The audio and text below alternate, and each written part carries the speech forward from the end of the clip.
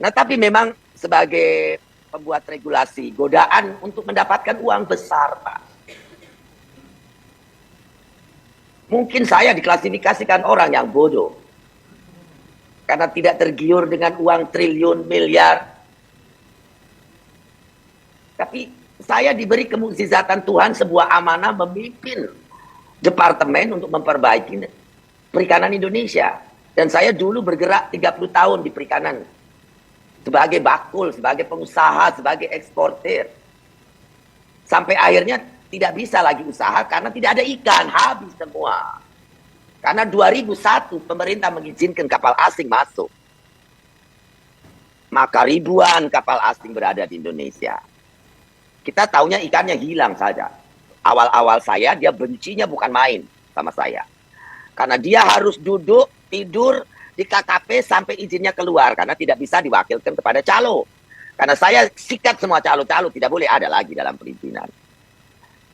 Tetapi setelah dia merasakan kekerasan, kedisiplinan, ketegasan KKP, untuk tidak boleh ada calo-calo supaya kita benar-benar tahu kapal itu milik orang Indonesia. Akhirnya dia mengerti. Dan dia bertanya, Ibu Susi mau apa? Perlu rumah kah di Jakarta? Perlu mobil kah saya belikan? Saya bilang, saya tidak perlu apa-apa, terima kasih banyak.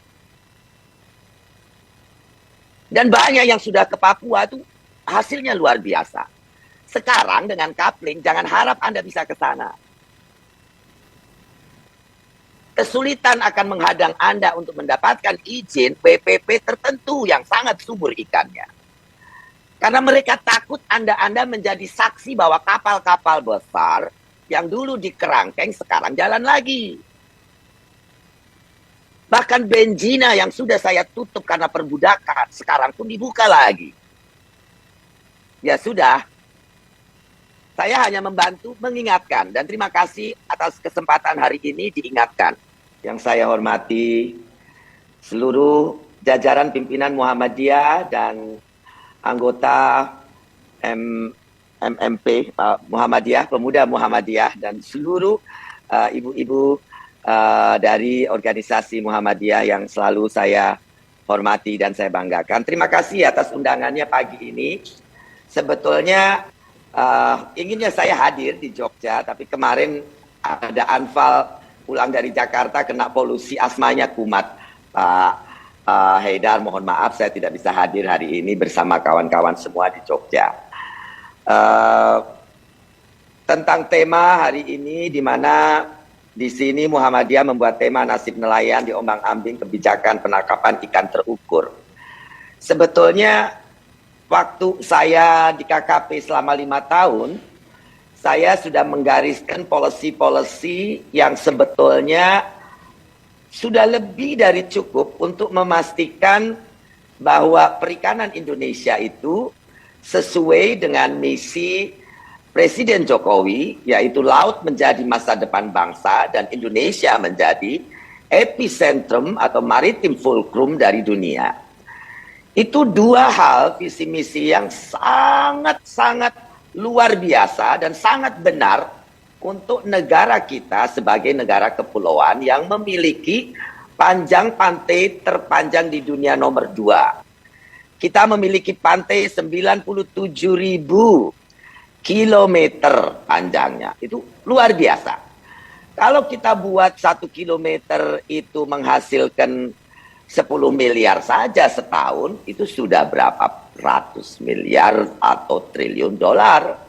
Bukan kecil-kecil uangnya, saya tidak bicara rupiah lagi, kita bicara dolar. Nah, pada saat saya mendapat amanah sebagai Menteri KKP, satu hal yang saya minta sama beliau adalah saya bisa independen mengeksekusi menuju visi misi Presiden, yaitu laut menjadi masa depan bangsa, yang berarti harus kita miliki, harus kita kuasai, harus berdaulat. Maka saya membuat pilar pertama dari kebijakan KKP, satu adalah kedaulatan. Tanpa kita punya kedaulatan, Anda mau ngomong apa, percuma, mau berencana apa tentang negara laut kita, ya percuma. Karena orang lain menguasai resources kita. Itu prinsip saya. Yang kedua adalah keberlanjutan. Kenapa keberlanjutan? Masa depan itu tidak boleh terpotong satu generasi. Harus berlanjut kepada anak, cucu, cicit, anak dari cicit kita terus. Indonesia, bangsa ini harus survive dan existence sampai beribu tahun kemudian. Sampai beribu generasi kemudian. Bukan untuk satu generasi, anak saya besok tidak lihat lagi yang namanya lobster. Perlu Bapak dan Ibu ketahui sekarang kita mau cari lobster untuk makan di Pangandaran, wilayah saya. Dulu saya beli dari nelayan. Sampai tahun 2000-an, itu satu hari 2 ton. Untuk makan, untuk jual, untuk ekspor. Sekarang Bapak saya minta cari pakai motor di Pangandaran. Tidak ada. Karena bibitnya diambil. Itu adalah salah satu contoh keberlanjutan yang saya tekankan. Alat tangkap kita atur. Zonasi kita buat, bukan kaplek. Laut itu bukan ditambang. Kalau batu bara, emas, itu fosil yang ditambang, silahkan saja. Karena tidak diambil hari ini semuanya, besok pun dia tidak akan bertambah, hanya akan habis.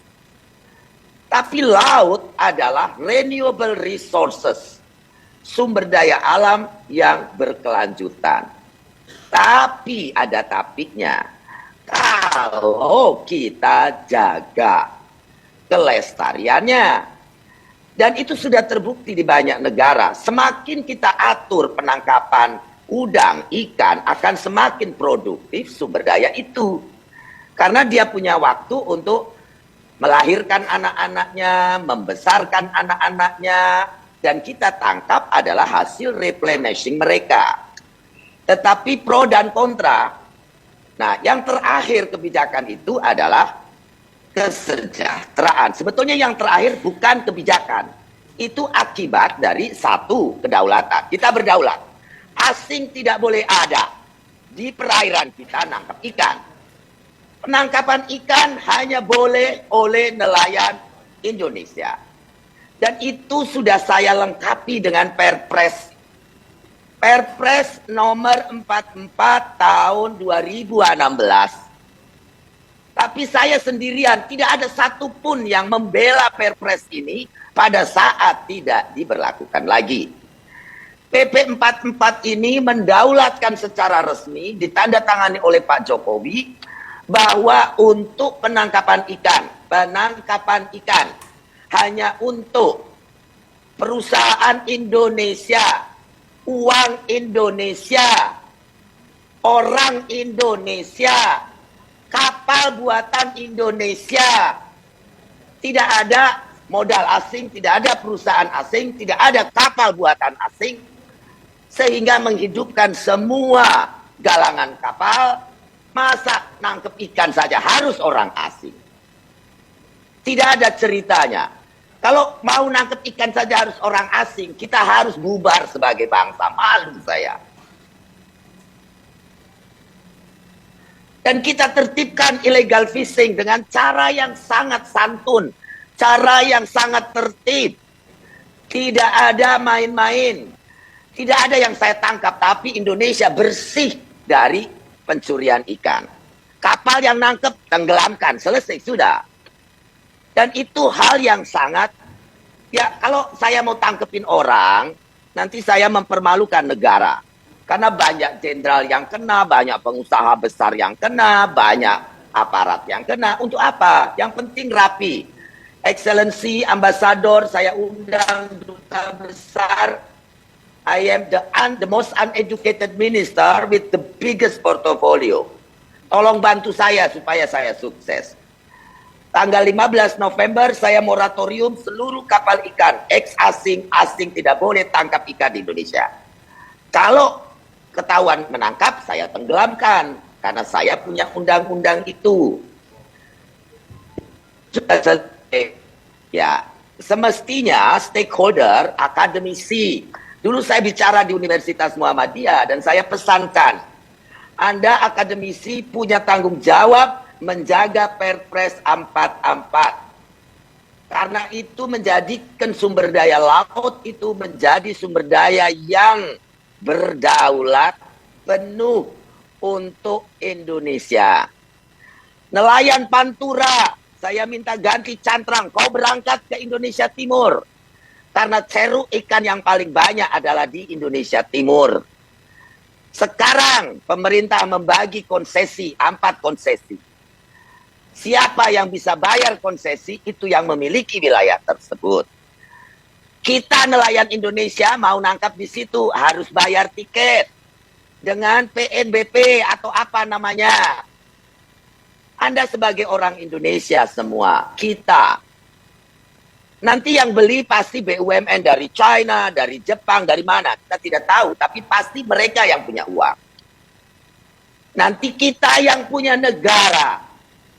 Rakyat Indonesia yang secara konstitusi punya negara ini. Dan lautannya. Harus membayar tiket untuk nangkep ikan di lautannya sendiri. Shame of us. Shame of all of you. Perpres 44 di mana? Pertanyakan kepada pemerintah. Nelayan Indonesia tidak boleh terbelenggu oleh kapling-kapling, oleh konsesi-konsesi. Laut adalah rahmat Tuhan untuk bangsa ini. Bisa menjadi bangsa besar kaya. Tapi kalau di kapling-kapling, seperti tambang, saya pikir kita sudah kehilangan kewarasan kita. Dan saya berdoa apa yang saya bicarakan hari ini terpatri dan terekam untuk anak-anak kita masa depan. Perpres 44 tahun 2016, perjuangkan kembali. Nelayan bebas, nelayan dengan kapal 2 GT, mau pergi 30 mil ya silahkan saja.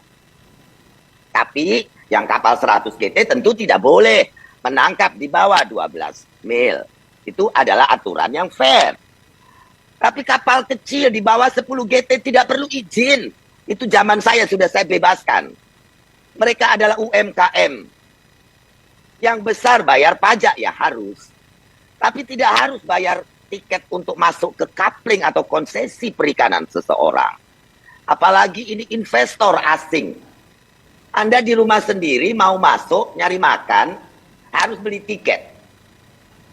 Yang punya ternyata investornya asing lagi. Malu saya, Pak. Kembalikan visi misi Jokowi Laut Masa Depan Bangsa. Kita harus menjadi pusat rotasi dari industri perikanan, pelayaran, dan lain sebagainya. Karena memang geographically kita ada di tengah-tengah.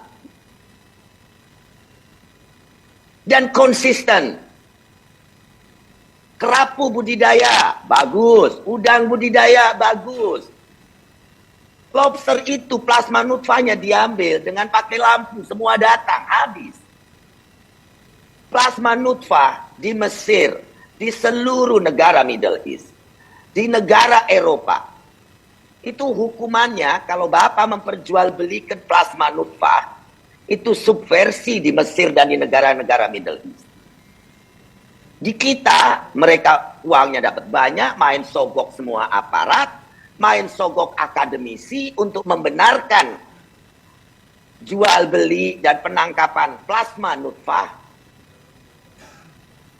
Ya bagaimana? Akademisi sudah menjual scientific kompetensi mereka untuk membenarkan hal yang salah.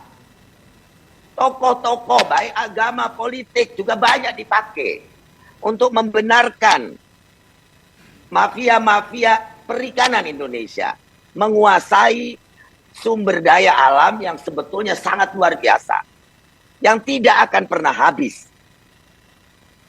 Saya cerita, Pak, waktu 2015 itu di Natuna, setiap hari tidak kurang dari 1 sampai 2 miliar omset daripada gurita.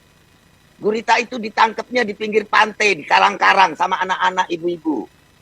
1 tahun omsetnya 3 sampai 4 triliun. 1 sampai 4 triliun. Tanpa dukungan dorongan pemerintah. Mereka nangkep pakai bambu saja sama kail. Tapi kita menjaga laut, tidak ada kapal Cina, tidak ada kapal Vietnam berani turun ke bawah. Karena kalau turun, urusannya tenggelam kapal mereka. Sekarang Pak, nyari 1 kilo gurita tidak ada lagi. Uang 4 triliun hilang dari Natuna. Orang Natuna tidak menanam padi seperti kita. Sawah mereka adalah lautnya. Nah di tengah laut, gurita itu hedge-nya di tengah laut. Dia seperti bola besar. Berputar di laut. Nah sekarang kapal-kapal besar Cina dan Vietnam sampai ke bawah. Ambil. 1 kali tarik 1 ton. Munculnya di Cina, di Hong Kong, di Vietnam. Itu ada menu baby octopus. Karena memang ditangkapnya masih baby. Nah mereka tuh ke pinggir membesarkan diri mereka. Sekarang semua negara cari gurita, cari oktopus. Sumber yang paling besar di Natuna. Sekarang pun tidak ada. Saya main ke Natuna, disalahkan sama semua nelayan. Semua gara-gara Ibu Susi. Ibu Susi yang paling bersalah dengan tidak adanya ikan dan gurita di Natuna. Saya bilang, kenapa kamu salahkan saya? Karena semua masih sama, Ibu. Presidennya dulu Pak Jokowi. Sekarang masih Pak Jokowi. Angkatan Laut dulu ada, sekarang juga masih ada. Polisi dulu ada, sekarang juga masih ada. Bakamla dulu ada juga, sekarang masih ada. Angkatan Laut ada, sekarang masih ada. Dulu Ibu ada, sekarang Ibu tidak ada. Satu-satunya yang tidak ada Ibu, maka yang paling berdosa adalah Ibu. Itu kira-kira teriakan orang-orang di pulau terluar, Pak. Bukan cuma laut saja yang dikapling untuk penangkapan. Semestinya rezim pulau itu pun tidak boleh diikutkan rezim tanah. Saya dulu walk out dari meeting-meeting perubahan undang-undang rezim tanah. Karena saya tidak mau pulau terluar yang dikuasai KKP dan Depan itu bisa disertifikatkan, bisa dikapling, bisa dibeli. Karena kalau pulau terluar dibeli, kita kehilangan 200 nautical mile keluar, kita kehilangan 200 nautical mile ke dalam. Karena dalam undang-undang UNCLOS, itu batas akhir sebuah negara, itu lautnya 200 nautical mile dari the last edge of the island. Nah kalau kayak Pulau Skatung, itu cuma 1-2 hektar saja, mungkin tidak ada. Dibeli oleh asing, dikuasai, diklaim. Kan selesai. Saya sampai bilang sama kolega saya menteri waktu itu. Zaman tahun 2015-2016. Saya bilang, kamu tahu nggak, do you know Indonesia have 17,504 island. KKP only holding sama Depan 111 island, outer island. Kalau kamu mau jual pulau, kenapa tidak yang 17.300 kau jual semua dulu? Nanti habis pulau yang 17.300, kau datang ke saya minta sisanya yang 111. Selesai ngomong begitu saya keluar. Saya bilang, Pak Darmin minta maaf, saya tidak suka rapat-rapat begini. Bikin saya naik hitam. Nah, hal-hal seperti ini harus ada yang menjaga. Organisasi masyarakat harus ikut di dalam. Pastikan pemimpin-pemimpin di dalam organisasi juga tidak bisa dibeli. Tidak bisa dibujuk.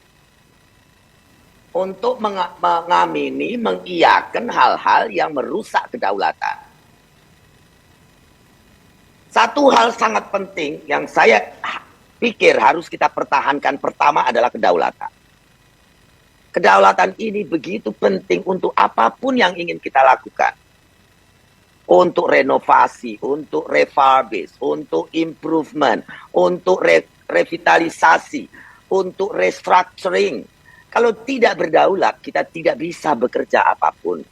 To our interest, untuk kebaikan kita. Karena nanti kalau kita tidak berdaulat, ya kita ikut apa kata yang menasehati kita. Penasehat kita, advisor, kalau financial banyak dari luar, ya kita ngikut mereka.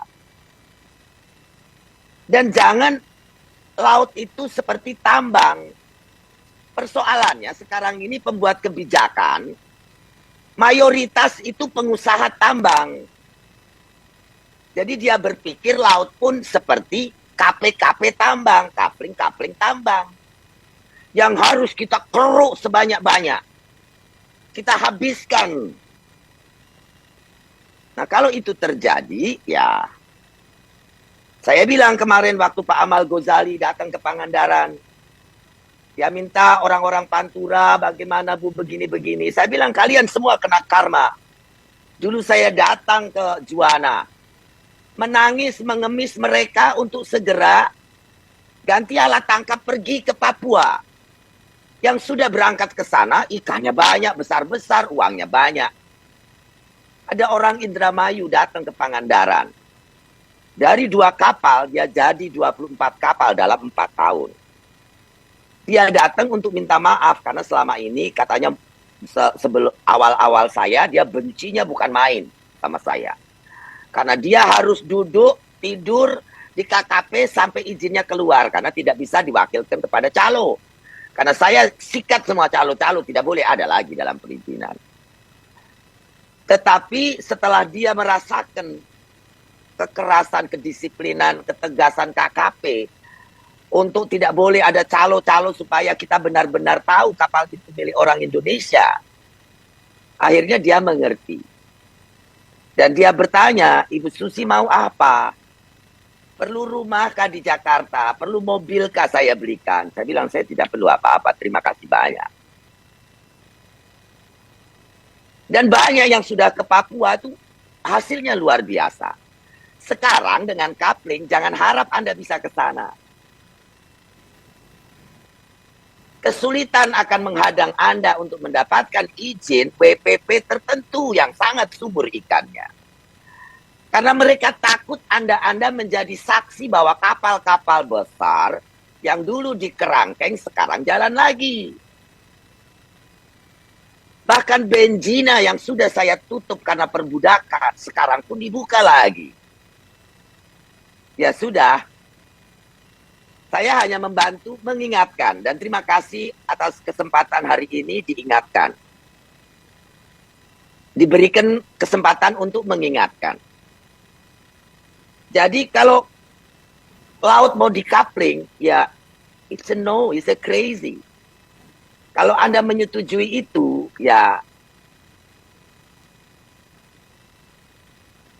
saya tidak tahu lagi. Kembalikan PP 44, itu Anda perjuangkan. Kalau sudah itu otomatis menggugurkan yang lain.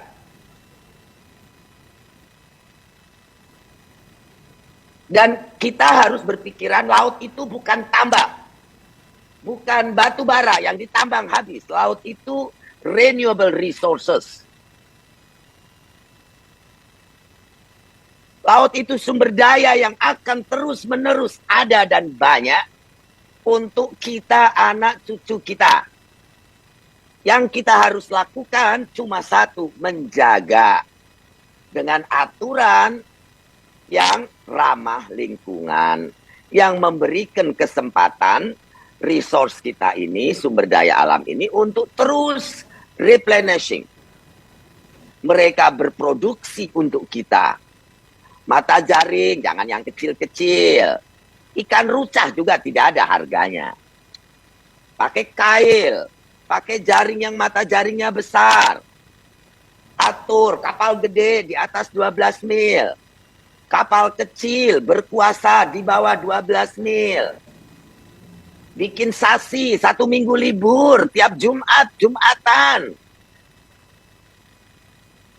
Jadi hari Jumat itu ikan bisa beranak pianak.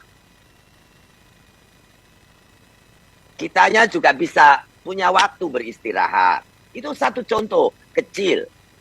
Atau misalnya bulan Juni, Juli, jangan tangkap. Tapi saya lebih senang yang mingguan begitu karena itu lebih memungkinkan untuk ekonomi masyarakat. Nah, laut tidak boleh diikutkan rezim tanah karena laut itu adalah is a free passage, free resources untuk kita warga negara Indonesia semuanya. Kalau di kapling ya nanti orang beli pinggir pantai terus dia ngapling lautnya 12 mil. Bagaimana? Banyak pulau indah, nelayannya tergusur. Karena kaplingnya sepanjang pantai begitu rapat, tidak ada jalan mereka keluar masuk. Kalau mereka taruh perahu di pinggir pantai, mereka harus jalan kaki muter. Ini juga patut diwaspadai. Land grabbing oleh investor-investor tambak telah menutup akses nelayan umum ke lautnya. Garam juga sama. Kalau impor tidak dibatasi, ya harga petani garam jatuh. Zaman saya, importir boleh impor, tapi tidak boleh lebih dari 2,3 juta ton. Itu pun mereka sudah untung 5T. Tapi paling tidak petani bisa jual minimal 1.500 sampai 3.000. Petani tambaknya, petani tambak garam bisa hidup. Tapi kalau importnya boleh 3,7 juta ton, ya petaninya hancur. Nah tapi memang sebagai pembuat regulasi, godaan untuk mendapatkan uang besar, Pak. Mungkin saya diklasifikasikan orang yang bodoh. Karena tidak tergiur dengan uang triliun, miliar. Tapi saya diberi kemukjizatan Tuhan sebuah amanah memimpin departemen untuk memperbaiki perikanan Indonesia. Dan saya dulu bergerak 30 tahun di perikanan. Sebagai bakul, sebagai pengusaha, sebagai eksportir. Sampai akhirnya tidak bisa lagi usaha karena tidak ada ikan, habis semua. Karena 2001 pemerintah mengizinkan kapal asing masuk. Maka ribuan kapal asing berada di Indonesia. Kita taunya ikannya hilang saja. Nah ini kira-kira yang bisa saya sampaikan. Saya mencoba memberikan apa yang saya pikir terbaik. Kelola laut itu dengan visi misi yang memang sudah benar. Laut masa depan bangsa. Laut Indonesia harus menjadi pusat rotasi ekonomi kemaritiman. Pakailah pilar policy kedaulatan. Nangkep ikan. Budidaya bolehlah. Mereka modal separuh-separuh atau bahkan 90% tidak apa-apa. Tapi nangkep ikan itu adalah tentang kedaulatan dan security negara.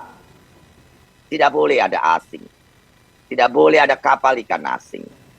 Tidak boleh ada orang asing. Tidak boleh ada modal asing. Karena batas Indonesia secara status UNCLOS itu yang terpanjang adalah laut. Jadi tidak boleh kita bermain-main dengan kedaulatan laut. Jadi satu berdaulat, yang kedua berkelanjutan. Kita harus disiplin, memastikan bahwa cara tangkap kita bom, dinamit, racun, sianida, troll, itu tidak boleh lagi ada. Pancing, yang ramah lingkungan, jaring yang matanya besar, yang tidak digeret atau ditarik, pursain dengan lubang-lubang besar. Boleh. Tapi yang merusak tidak boleh. Itulah kita menjaga keberlanjutan sumber daya kita. Yang terakhir kesejahteraan ya harus menyejahterakan. IQ orang Indonesia sekarang rata-rata 78. Simpanse saja banyak yang di atas 72. Nah kalau ini diteruskan, bagaimana kita punya sumber daya surplus demografi dengan IQ di bawah rata-rata. Hanya 10-30% yang di atas 85. Kalau kita makannya singkong, nasi ya terus makan itu ya tanpa protein, tanpa ikan. Pasti tidak mungkin IQ anak-anak bangsa bisa naik ke atas. Omega paling banyak dan terbanyak ada di ikan. Nah kalau ikannya diambil asing, Kita import ikan salem yang dibikin pindang. Ikan yang sudah berapa tahun di frozen. Sementara laut kita yang ikannya segar-segar, tarik semua keluar. Betapa ironi nasib bangsa kita. Ayam, saya beritahu kepada bapak-bapak, ayam yang dibutuhkan untuk 270 juta orang. F1-nya aja Indonesia tidak punya. Kalau mereka tutup, ya kita tidak punya ayam. Ayam-ayam kampung saja sedikit yang masih banyak kearifan lokal di desa-desa mereka pelihara. Betapa kita tidak berdaulat. Untuk ayam saja kita tidak berdaulat. F1-nya kita harus import. Logistik kita juga tidak berdaulat karena muter-muter nggak karuan. Ayam boiler kita makan di Papua itu keliling Indonesia dulu dari Surabaya, Makassar, Ambon, Sorong. Baru sampai ke Jayapura. Demi NKRI ya keliling dulu ayam-ayam kita, ayam beku. Nah, hal seperti ini itu adalah ekonomi insufficiency dan inefficient. Kita harus stop membangun sentra-sentra, katanya sentralisasi tidak bagus. Ya ayo dong mulai. Tapi jangan-jangan semua konsesi pusat lagi. Undang-undang otonomi itu justru merusak keindependenan daerah dalam mengelola laut. Karena semua ditarik ke provinsi. Kabupaten tidak punya wewenang, tidak punya uang. Kalau provinsi bilang tambang pasir di sana, bupati tidak bisa apa-apa. Ya ditambanglah pasirnya. Nah ini semua harus dibetulkan. Dibetulkan semuanya. Kalau dikapling jadi 4, kan berarti pusat yang pegang. Daerah punya apa?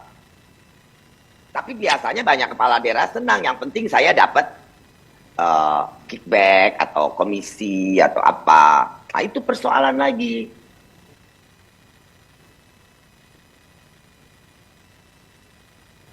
Lebih persoalan lagi kalau dari pusat sampai daerah itu adalah satu keluarga misalnya. Banyak dulu bekas gubernur di daerah menjadi menteri. Atau bekas bupati, terus anak buahnya jadi DPR, jadi DPRD, bukan anak buahnya, sanak keluarganya. Akhirnya semua klop. Orang-orang di daerah gigit jari. Ini tidak boleh. Kapal di bawah 10 GT, minta tidak ada izin lagi, kembalikan peraturan Menteri KKP, bukan peraturan Susi, jangan bilang Susi. Kalau Susi, sebalanya orang alergi. Menteri KKP 2014 sampai 2019. Ada edarannya. Kapal di bawah 10 GT tidak perlu izin. Wewenang laut dikembalikan. Jangan pakai undang-undang otonomi daerah. Di bawah 12 mil milik kabupaten. Di atas 20 mil baru pusat dan provinsi. Jadi masing-masing bisa mengawasi, bisa mengelola, bisa mendapatkan hasilnya, kesejahteraannya.